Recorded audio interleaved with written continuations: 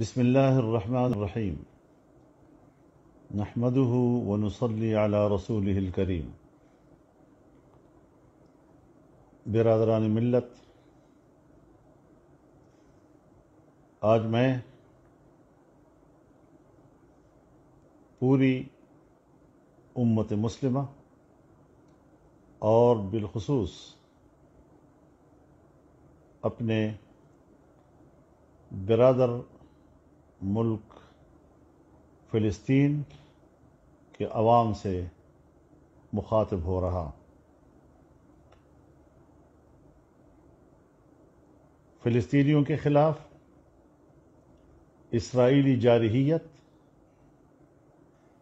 اور وہاں پر ان کی ریاستی دہشت گردی ایک طویل تاریخ ہے، جس کا فلسطینی عوام نسل در نسل بڑی بے جگری کے ساتھ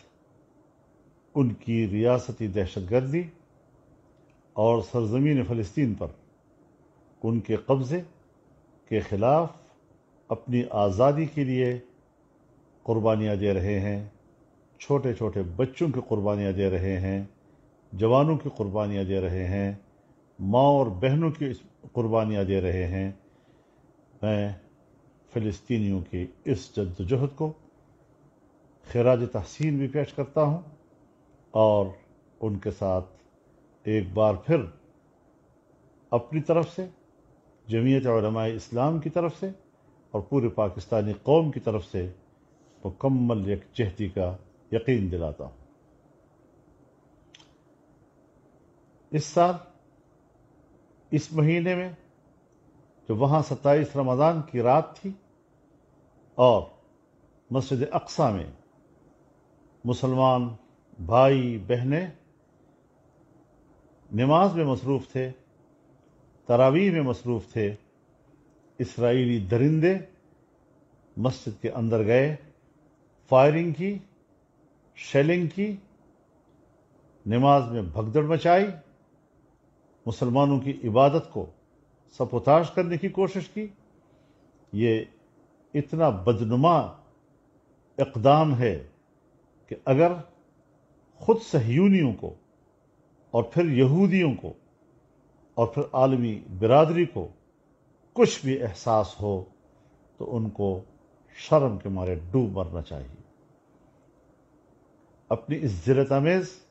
حرکت پر ان کو دنیا کے سامنے معافی مانگنی چاہیے۔ اس کے باوجود میں سلام پیش کرتا ہوں فلسطینی مسلمانوں کو، اپنے بھائیوں اور بہنوں کو، کہ اس کے باوجود انہوں نے مسجد اقصی سے تعلق نہیں توڑا، مسلسل وہاں جا رہے ہیں، نمازیں ادا کر رہے ہیں، لیکن کئی روز سے مسلسل یہ درندے وہاں مسجد میں داخل ہو کر جس طرح گولیاں چلا رہے ہیں اور جس سے تقریباً 20 سے 30 مسلمان شہید ہو چکے ہیں، سینکڑوں زخمی ہیں، اور اس طریقے سے وہاں پر جو ایک دہشت گردی کی فضا بنائی جا رہی ہے، تو ظاہر ہے کہ عالمی برادری فوری طور پر اس کا نوٹس لے۔ غزہ پر اسرائیلی بمباری اور اس کے لیے یہ جواز تلاش کرنا کہ ہمارے خلاف وہاں سے گولے برسائے گئے ہیں، میرے خیال میں یہ کوئی اقدامی عمل نہیں، بلکہ یقیناً مسجد اقصی میں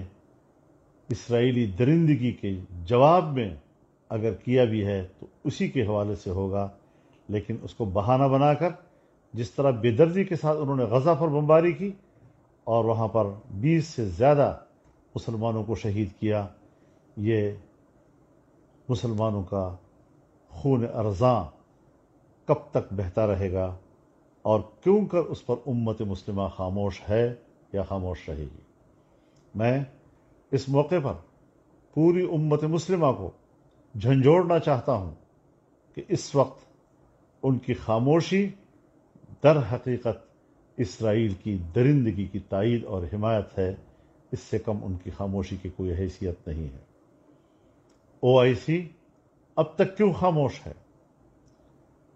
اسلامی دنیا کے لیے آخر اس کا کیا کردار ہے؟ اقوام متحدہ نے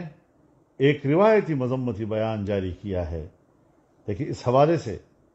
اقوام متحدہ کی سطح پر بھی کوئی مؤثر اقدام موجود نہیں ہے۔ آخر کہاں گئی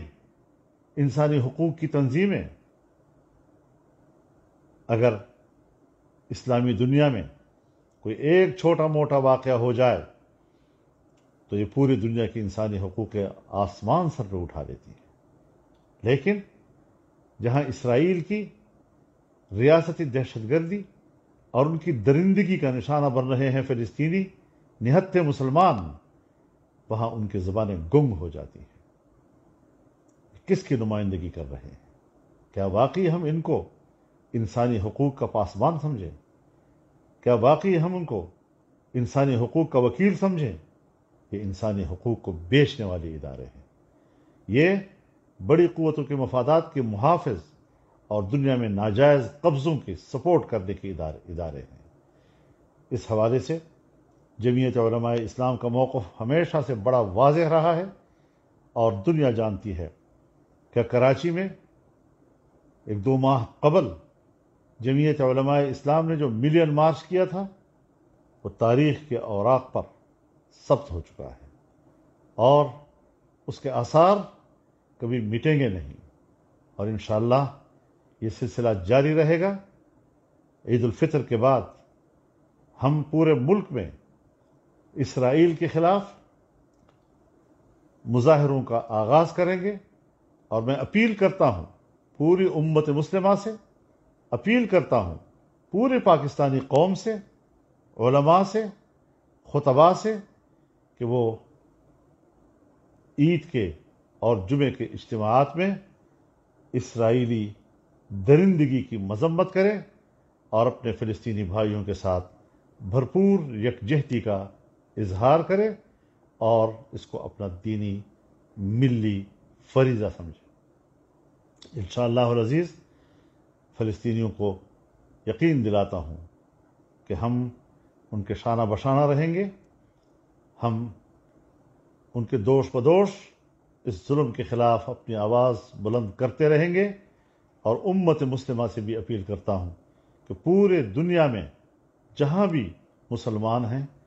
عید کے اجتماعات ہیں یا جمعے کے اجتماعات ہیں، اپنی بھرپور احتجاج کو ریکارڈ کروائیں۔ وہاں کے خطباء اور ائمہ سے اپیل ہے کہ وہ اس پر بھرپور طریقے سے احتجاج کریں، اس کی مذمت کریں، اور فلسطینی بھائیوں کے ساتھ اپنی یکجہتی کا اظہار کر کے اپنا دینی، ملی اور اسلامی فریضہ کا حق ادا کریں۔ وآخر دعوانا ان الحمد للہ رب العالمین۔